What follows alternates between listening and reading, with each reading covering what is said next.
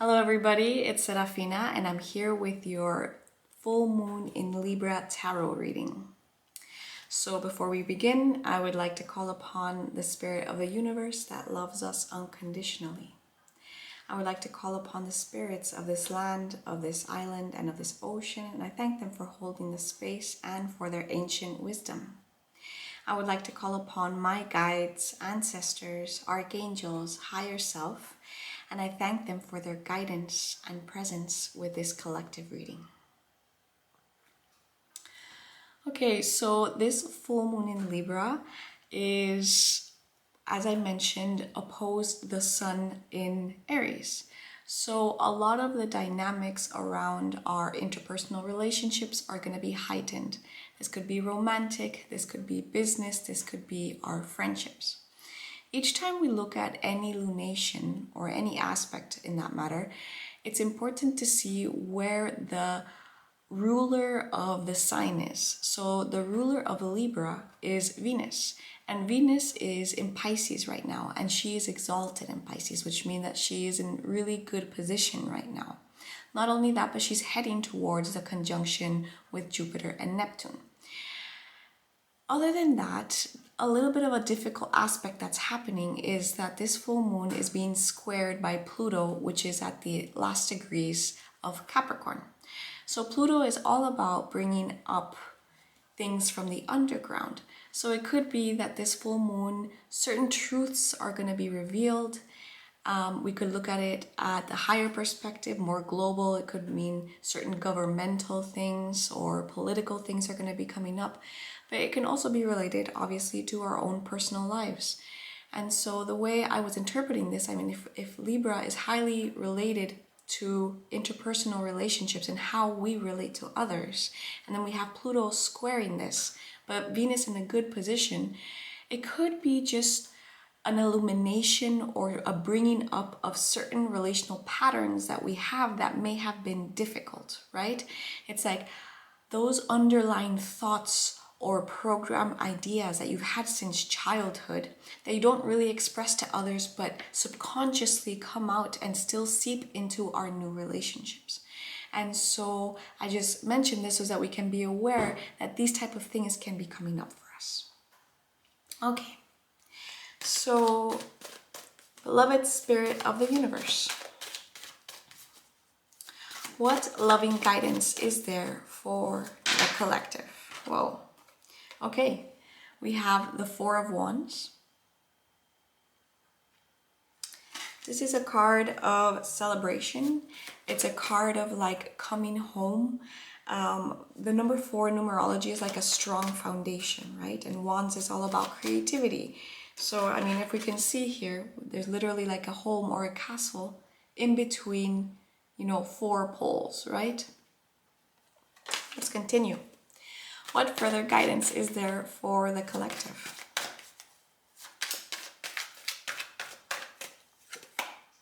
We have the Devil.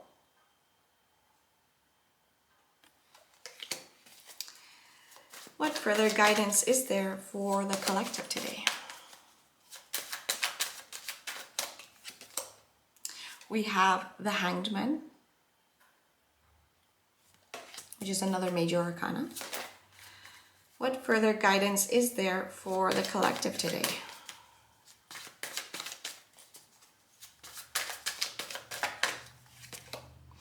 We have the Knight of Pentacles.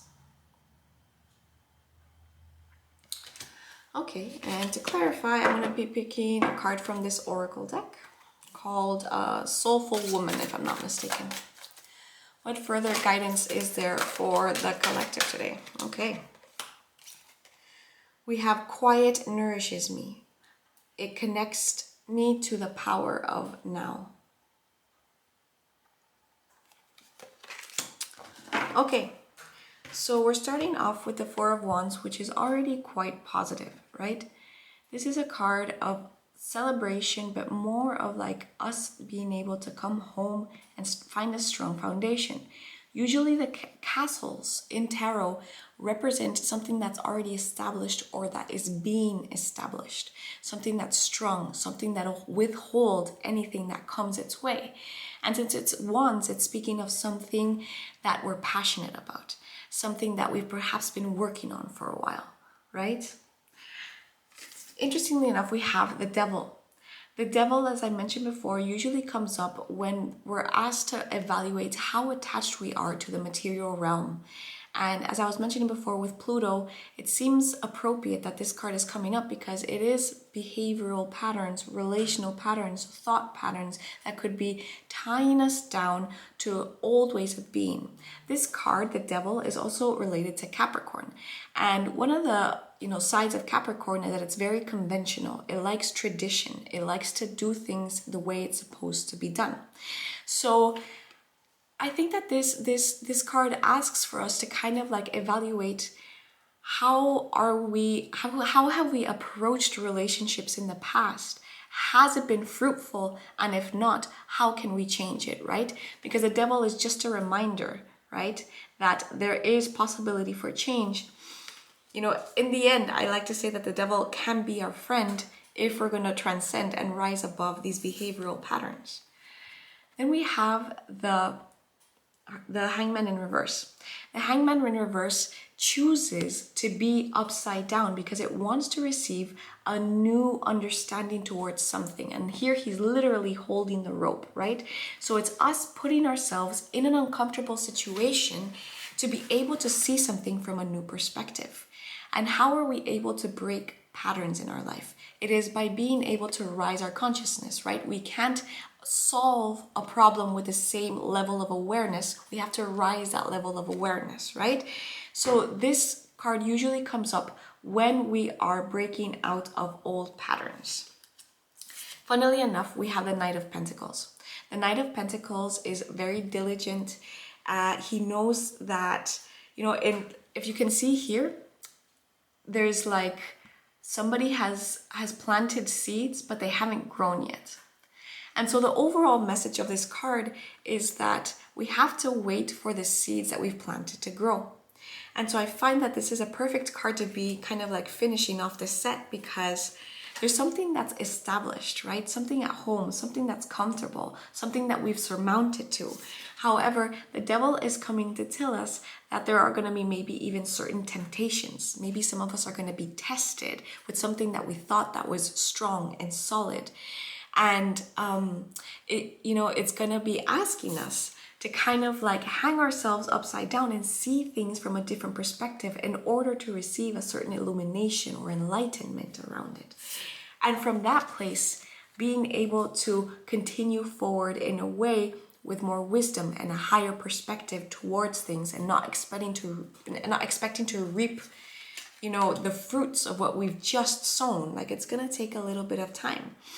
And interestingly enough, we have this card clarifying it, and it says, the quiet nourishes me. So it's, and it says, it connects me to the power of now. So it tells me that perhaps some of us are already like overly anticipating things, or we're, projecting ourselves a little bit too much in the future. And, there have been times when I choose to spend time in silence over a week or more days, and not listening to podcasts, not listening too much to music that's distracting. And it's amazing to find the amount of clarity and how I'm able to actually listen to my voice and I can make better decisions. So, Pluto is going to be squaring this full moon. And so even though this moon is known as a pink moon and it could bring up very beautiful blessings around relationships, and it probably will, there's still going to be something that's coming up from the underworld, right? Pluto is still going to be bringing up certain things. And whether this is positive or not is up to you and how you approach it. So what I'm sensing from this general reading is like a new sense of freedom. Us being able to kind of like unlock or undo these karmic ties, which have been quite strong, right? They've been with us for a while, possibly since, we were raised, and being able to kind of like break through them and find a new sense of freedom, because ultimately that's what Pluto can give us if we're approaching all these hidden things from a healthy perspective, let's put it that way. So to finish off, I'm going to choose an oracle, a card from this oracle called Whispers of Lord Ganesha. And the reason why I chose this is because Lord Ganesha is very good at removing obstacles.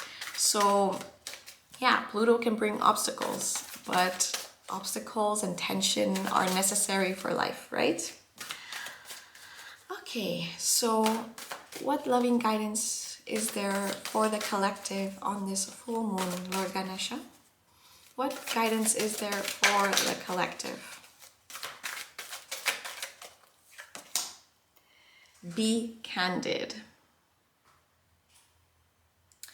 If I'm not mistaken, that he is referring here to the throat chakra. Okay, so let's read and see what it has to say.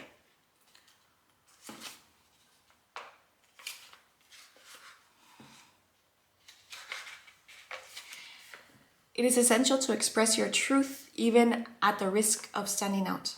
The situation at hand is asking you to express your thoughts. In the past, you have tried to maintain peace by staying quiet or swallowing your words. Have faith that open and honest communication can bring resolution to the situation. If you are not sure where to stand, ask. Since this card is about communication, it may indicate someone's words have created a moment of clarity. Be willing to communicate your concerns clearly. Remember to be open to others' views or arguments. Let your emotions flow without trying to block them while looking at decisions and solutions. Ganesha prompts you to be wary of coming across as rough or uncaring when you communicate your concerns and ideas to others. Before you express yourself, take a deep breath and think of what it is you're going to say. Convey your thoughts in an understandable, brief, and well-thought manner. Teal represents the throat chakra, which represents both speaking and listening. The throat chakra is a gateway for the higher spiritual realms. When your throat chakra is activated and balanced, there is a diminished chance of miscommunication and misunderstandings. You are able to express yourself as a spiritual being.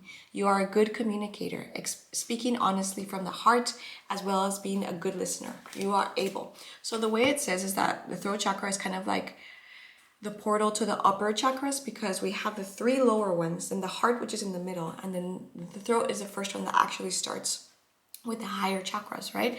And so the color teal could be coming up for you, but I think that mostly, and speaking of truths being revealed by Pluto, it's asking us to be candid. It's asking us to speak from a place of truth, of authenticity, and just being careful that we're not going to come across a little bit too harsh. So, I always like to do a little recap. Four of Wands, definitely there's something that's being celebrated, something that we're coming home to. Could be regarding our creative endeavors, our passions, or something that we've been putting a lot of focus into right now. The Devil is our friend because he comes to remind us that everything here is an illusion, that everything that we are so emotionally attached to is just part of our ego trying to survive in this world. So how can we break through these patterns, these thought patterns? Pluto can lead us to be a little bit obsessive sometimes and have like compulsive, obsessive behaviors or thoughts. So we're going to be breaking through them because the Hangman is here and they're asking us to see something from a different perspective, to stay in the uncomfortable states for a little while so that we can have this revelation and know that this revelation is going to take a little bit of time and hard work, but ultimately the fruits are going to come. And never forget that in moments of doubt or when you need clarity, spend time in silence, spend time alone, and that is necessary. Okay, everybody, I hope that this was useful to you. May you have a great weekend and full moon in Libra. Bye.